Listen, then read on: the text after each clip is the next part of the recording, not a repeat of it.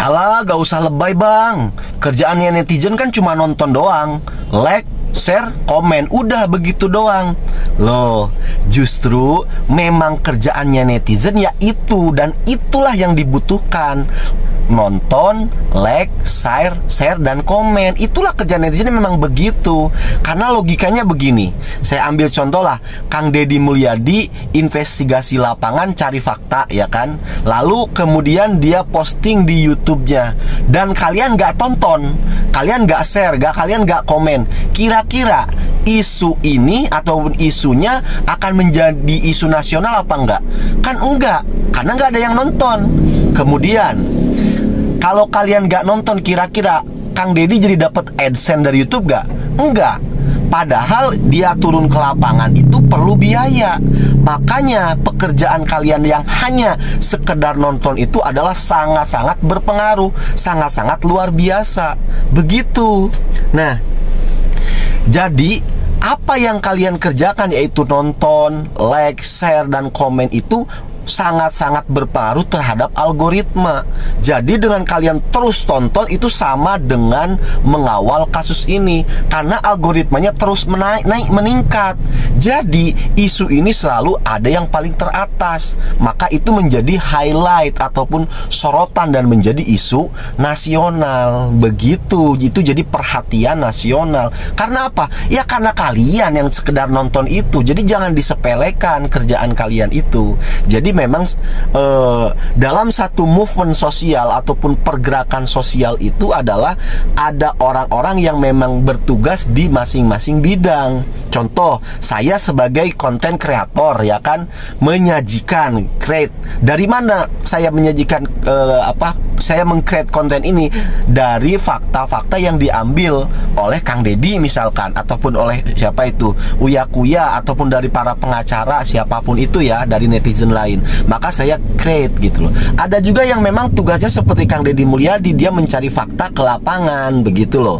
Nah, maka dengan tugas-tugas ini disesuai bidangnya masing-masing, disesuai plotnya masing-masing, dan ada juga kalian yang hanya sekedar nonton itu menghasilkan, melahirkan satu movement ataupun pergerakan sosial, dan pergerakan sosial inilah menghasilkan ataupun membuahkan satu penghasilan. Apa itu? Salah satunya sekarang Peggy bebas, bahkan dia sekarang menjadi artis tuh, diundang kemana-mana. Belum, nggak, yang selanjutnya keberadaan Aep sudah mulai terendus tuh kan. Kemudian juga si Peggy Cianjur sudah mulai dites DNA-nya kan begitu. Kemudian kinerja polisi semakin terus disorot. Akhirnya dia mudah-mudahan mau memperbaiki diri. Itu berkat apa? Ya berkat kerjanya kalian, kawalan kalian yang menurut orang mungkin menurut kalian sendiri itu hal sepele, yaitu hanya sekedar nonton, tapi pengaruhnya sangat luar biasa. Nah, sekarang kita masuk ke pembahasan tentang tes DNA-nya siapa itu? Peggy Cianjur begitu loh. Mungkin di antara kalian masih ada aja yang perhatiannya tertuju kepada Peggy Cianjur ini, dan masih tetap ada mungkin yang sebagian meyakini bahwa memang dia ini adalah pelakunya begitu loh. Nah, di sini kita akan bahas gitu loh. Kalau seandainya kalian berfokus terhadap Peggy Cianjur ini sebagai pelaku, sebenarnya kalau menurut saya itu kurang efektif. Kenapa kurang efektif? Untuk di saat ini loh ya, untuk di saat ini itu kurang efektif. Kenapa? Pertama, penetapan 3 DPO itu adalah hasil karya ilmiahnya Sudirman. Tahu kan kalian Sudirman itu siapa? Sudirman itu adalah yang terpidana yang punya keterbelakangan intelektual. Lah kalian bayangin aja, kalian sekarang mencari-cari seseorang yang namanya Peggy Perong itu dan 2 DPO lain, kemudian mengaitkannya dengan Peggy Cianjur itu kan effort kalian tuh di situ tuh. Tapi ternyata yang kalian usahakan, yang kalian perjuangkan itu adalah hasil karya ilmiah ataupun hasil dari pengakuan Sudirman yang punya keterbelakangan intelektual gitu loh. Sampai sini paham ya maksud saya itu? Saya ambil contohnya beginilah. Kamu mau cari harta karun. Nah, mencari harta karun misalkan Pak kasih peta ya, kasih peta untuk cari harta karun karena posisinya itu ada di peta misalkan harta karun itu. Nah, yang ngasih peta harta karun itu siapa misalkan? Razman Arif Nasution gitu. Kira-kira yang kamu harus percayai lebih dulu harta karunnya apa si pemberi peta harta karun?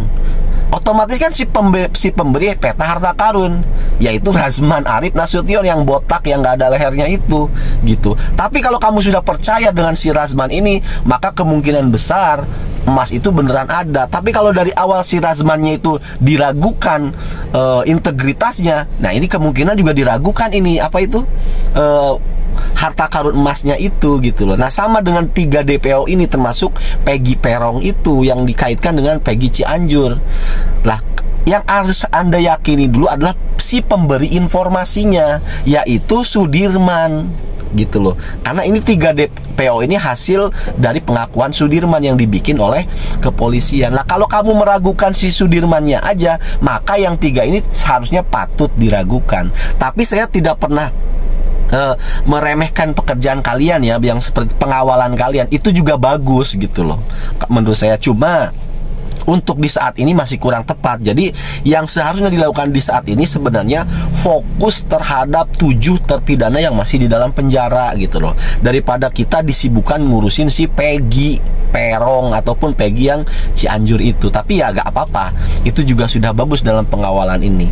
Maka saran saya sebenarnya sih fokus dulu aja nih ke 7 yang terpidana. Salah satunya itu mencari keberadaan Aep ini, karena Aep ini nanti akan keterkaitan dengan 7 terpidana yang lain begitu.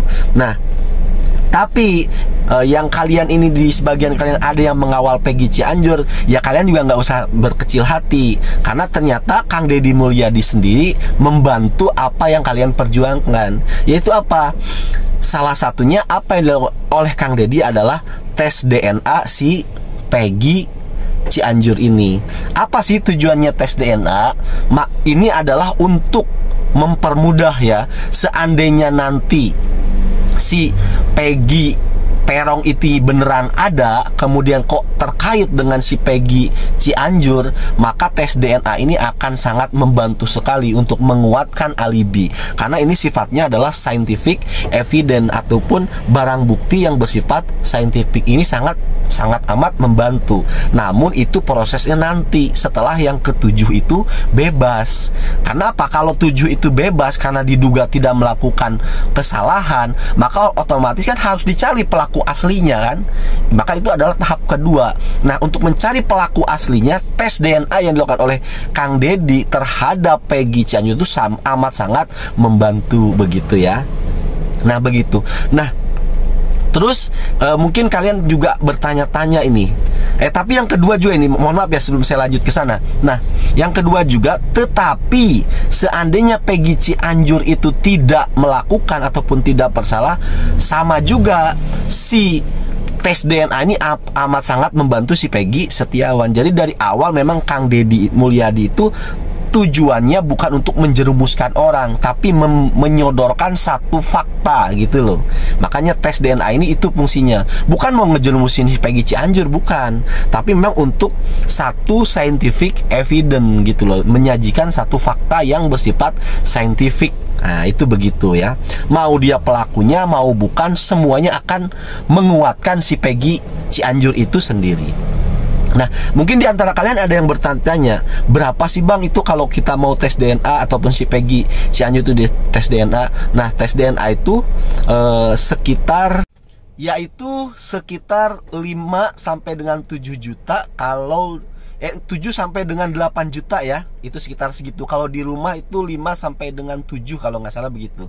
Tergantung kalian mau di mana, mau di rumah sakit apa di mana begitu. Nah, terus berapa hari sih kalau misalkan tes DNA itu keluar hasilnya? Tergantung yang kamu mau tes DNA dengan siapa, mencocokkan dengan siapa. Kalau hanya kamu dengan ayahmu saja, itu sekitar 2 hari kerja. Ya itu juga tergantung ya kan rumah sakitnya bagaimana. kan ada juga yang pelayanan rumah sakit itu buruk, jadi bisa lebih lama dan lain sebagainya. Tapi kalau rumah sakitnya pelayanannya bagus dan yang kamu mau cocokkan DNA-mu adalah hanya satu generasi, artinya bapak ke kamu misalkan, bapakmu ke kamu, itu hanya 2 hari kerja aja. Sedangkan kalau kamu ingin tes DNA ke almarhum kakekmu misalkan begitu, nah ini bisa memerlukan waktu hingga 14 hari kerja begitu. Terus semakin jauh yang mau kamu tes DNA itu, maka semakin lama prosesnya itu semakin lama gitu. Maka untuk si Peggy Cianjur ini kan hanya dia dengan bapaknya gitu loh. Jadi atau dengan ibunya kan, karena diduga si Peggy Setiawan ini kan anaknya bupati gitu loh.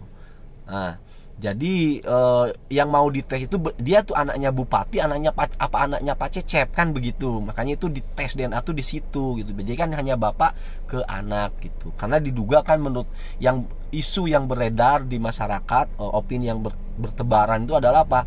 Bahwasanya Peggy Cianjur ini bukan anaknya Pak Cecep, tapi anaknya mantan bupati kan begitu. Si Cecep ini sebenarnya adalah supirnya bupati kan, itu yang beredar. Lalu kemudian dititipkanlah si Peggy ini untuk